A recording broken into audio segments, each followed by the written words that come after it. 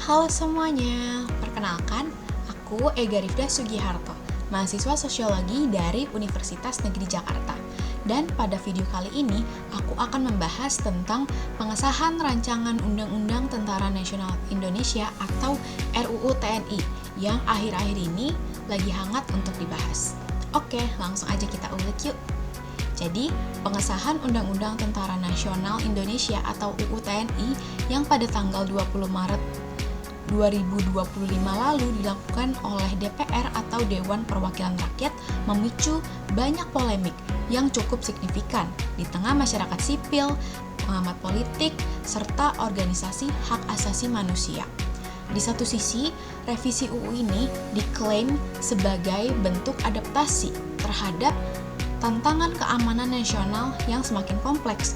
Namun, di sisi lain, banyak pihak yang khawatir bahwa pengesahan ini justru menjadi kemunduran bagi demokratisasi militer pasca reformasi di tahun 1998. Nah, untuk memahami secara komprehensif tentang isu ini, kita perlu menilik latar belakang reformasi sektor pertahanan, memahami isi perubahan UU TNI, serta menelaah potensi dampaknya terhadap tatanan sipil, prinsip supremasi sipil atas militer, dan masa depan demokrasi Indonesia. Oke, jadi kita lanjut aja ke latar belakang historis dari dui fungsi ABRI ke reformasi militer. Nah, sejarah panjang keterlibatan militer dalam politik Indonesia tidak bisa dilepaskan dari konsep dui fungsi ABRI yang dirumuskan pada Orde Baru. TNI yang dahulu tergabung dalam ABRI atau Angkatan Bersenjata Republik Indonesia memiliki peran ganda, yaitu sebagai kekuatan pertahanan sekaligus kekuatan sosial politik.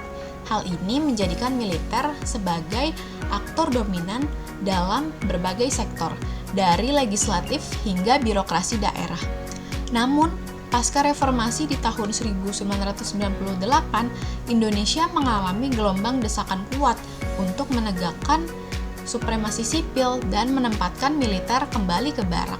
Hasilnya adalah pemisahan TNI dan Polri, serta lahirnya UU TNI nomor 34 tahun 2004 yang mengatur peran militer secara profesional dan terbatas pada pertahanan negara. Nah, undang-undang ini juga menekankan betapa pentingnya ada otoritas sipil yang berfungsi dalam pengambilan keputusan terkait pengerahan kekuatan militer. Nah, jadi apa sih isi dan konten dari revisi UU TNI ini? Nah, jadi revisi Undang-Undang Nomor 34 Tahun 2004 tentang Tentara Nasional atau TNI telah menghasilkan berbagai perubahan yang signifikan. Salah satu poin utama dalam revisi ini adalah penambahan jumlah kementerian dan lembaga yang dapat diisi oleh prajurit TNI aktif dan dari sebelumnya 10 menjadi 16 institusi. Nah, dalam rapat panitia kerja atau panja revisi UU TNI yang diadakan di Hotel Fairmont, Jakarta pada tanggal 14 sampai 15 Maret 2025 telah disepakati nih bahwa Badan Nasional Pengelola Perbatasan atau BNPP menjadi lembaga tambahan yang dapat diisi oleh prajurit TNI aktif. Sebelumnya, UU TNI yang masih berlaku hanya mengizinkan 10 institusi untuk ditempati prajurit TNI aktif, yaitu antara berikut. Yang pertama, Kantor Bidang Koordinasi Politik dan Keamanan Negara. 2. Pertahanan Negara. 3. Sekretaris Militer Presiden. 4. Intelijen Negara. 5. Sandi Negara. Lembaga Ketahanan Nasional atau Lemhanas.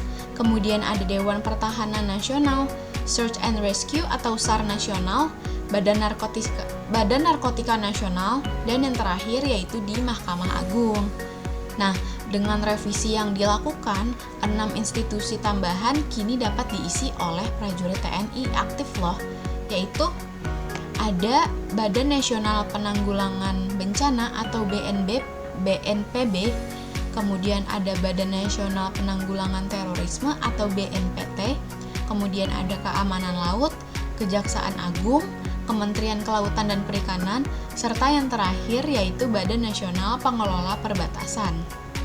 Nah, jadi apa sih makna dan implikasi dari adanya revisi UU TNI ini?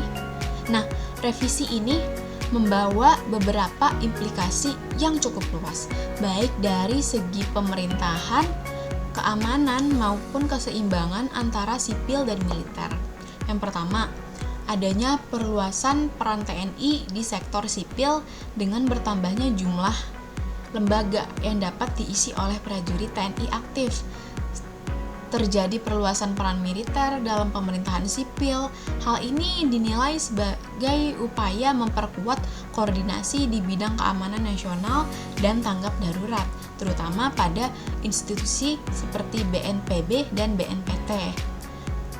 Poin kedua, adanya kekhawatiran kembalinya dui fungsi ABRI.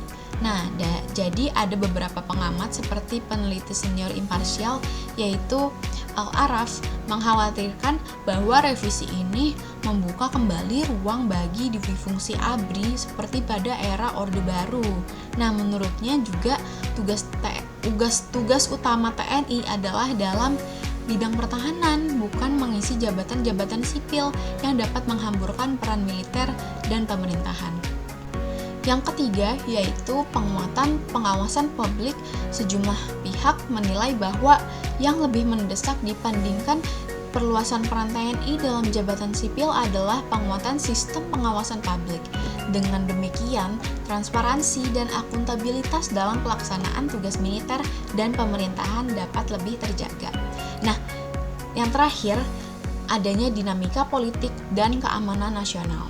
Nah, perubahan ini juga mencerminkan dinamika politik dan keamanan nasional yang terus berkembang dengan meningkatnya ancaman di bidang keamanan maritim, bencana alam, dan terorisme. Nah, peran TNI dalam lembaga terkait menjadi lebih strategis. Pengesahan UU TNI terbaru memperlihatkan beberapa poin krusial yang memantik perdebatan publik. Di antara perubahan yang paling disoroti adalah yang pertama, yaitu penambahan 26 jabatan sipil yang bisa diisi oleh prajurit aktif loh. Jadi dalam UU sebelumnya, prajurit aktif hanya diperbolehkan menduduki posisi di 10 institusi yang sebelumnya sudah aku sebutin nih teman-teman. Nah, jadi yang sekarang revisi terbaru bisa menambahkan lebih dari 20 jabatan lain, termasuk posisi-posisi di kementerian dan berbagai sipil seperti Kemenko Polhukam, Kemenko PMK, dan bahkan kejaksaan lah. Jadi yang kedua, tidak adanya mekanisme pensiun dini untuk jabatan sipil. Dengan diberikannya jalan bagi prajurit aktif untuk menempati jabatan sipil tanpa harus pensiun terlebih dahulu, muncul pertanyaan yang paling dasar nih, apakah ini bentuk infiltrasi militer ke ranah sipil yang selama ini dihindari pasca reformasi? Nomor 3, pengerahan TNI tanpa persetujuan DPR dalam beberapa kondisi. Nah, salah satu kekhawatiran terbesar adalah munculnya klausul yang memungkinkan presiden bisa mengerahkan TNI dalam keadaan tertentu tanpa harus meminta persetujuan DPR. Padahal, dalam sistem demokrasi, check and balance antara eksekutif dan legislatif adalah prinsip yang fundamental, menjaga kekuasaan tidak terkonsentrasi pada satu tangan aja nih. Terus, apa sih implikasi terhadap demokrasi dan supremasi sipil? Jadi, perubahan-perubahan dalam revisi UU TNI ini memunculkan sejumlah konsekuensi yang perlu dicermati secara hati-hati, khususnya dalam konteks hubungan antara militer dan institusi sipil dalam negara demokratis. Penempatan prajurit aktif dalam sejumlah jabatan sipil serta ketentuan mengenai pengarahan militer tanpa persetujuan DPR dalam kondisi tertentu telah menimbulkan perdebatan mengenai batas ideal keterlibatan militer dalam ruang-ruang sipil. Sebagian kalangan melihat bahwa langkah ini tuh sebagai bentuk fleksibilitas kelembagaan yang diperlukan dalam menghadapi dinamika ancaman nasional yang semakin kompleks. Sementara pihak lain menilai perlu adanya batasan dan mekanisme pengawasan yang jelas agar tidak terjadi tumpang tindih kewenangan. Nah, dalam kerangka teori hubungan sipil militer, seperti yang tadi dibahas oleh Samuel Huntington dalam konsep Objective Civilian Control oleh Maurice Janowitz dalam pendekatan Constabulary Force, terdapat pandangan bahwa militer sebaiknya tetap berada di bawah otoritas sipil yang diperoleh melalui proses demokratis. Nah, meski demikian, implementasi prinsip tersebut dalam setiap negara dapat berbeda-beda, tergantung pada kondisi sosial politik, budaya kelembagaan, dan sejarah relasi militer sipil masing-masing. Oleh karena itu, yang terpenting adalah memastikan bahwa setiap kebijakan yang menyangkut posisi dan peran militer tetap didesain memastikan bahwa setiap kebijakan dalam kerangka akuntabilitas publik, transparansi, dan keseimbangan kekuasaan antar lembaga negara. Lalu apa sih respon dari masyarakat sipil dan akademisi? Jadi banyak ya organisasi masyarakat sipil termasuk seperti Kontras, Imparsial, dan YLBHI telah mengeluarkan pernyataan keberatan terhadap UU ini.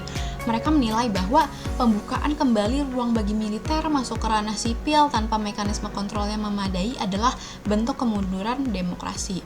Nah, di lingkungan akademik, sebagian pengamat menilai ini sebagai dari tren global kembalinya militerisme di negara-negara demokrasi yang tengah mengalami erosi institusional. Dalam konteks Indonesia, undang-undang ini bisa menjadi presiden buruk yang mengarah pada otoritarianisme terselubung.